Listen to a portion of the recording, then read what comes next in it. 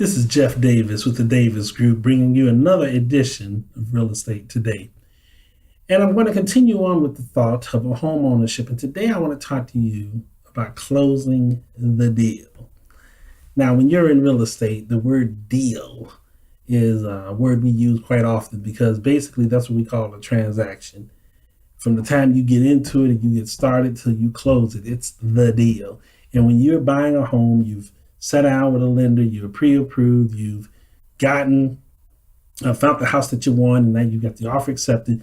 The only thing that you want to do now is close the deal. So let me give you a couple of pointers on how to close your deal. Number one, don't change anything that you told the lender prior to getting to this point. Meaning you came to the lender, you told them you made a certain amount of money, you had certain obligations, you had a certain amount of money saved. Don't change that. You can increase, you can make more money, you can save more money, you can improve your credit, but don't decrease. One of the things that messes up a lot of transactions is when a buyer has an offer accepted and they change the transaction prior to closing the deal.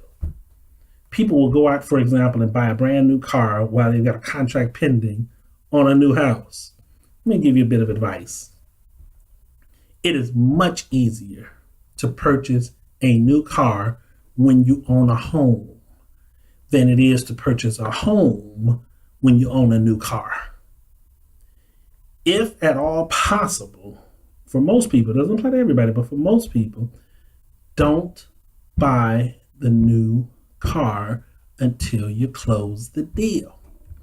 Don't go create new debt. Don't go create new obligations. Don't go, if you can help it, don't change your job.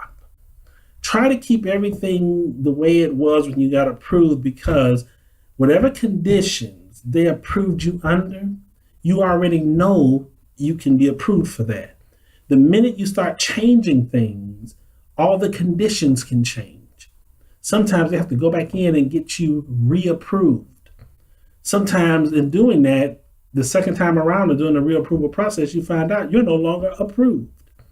So you want to leave everything alone as much as possible to the best of your ability. Second piece of advice I want to give you here. Close the deal fast. Time has destroyed more real estate deals than virtually anything else, because nobody knows what tomorrow brings.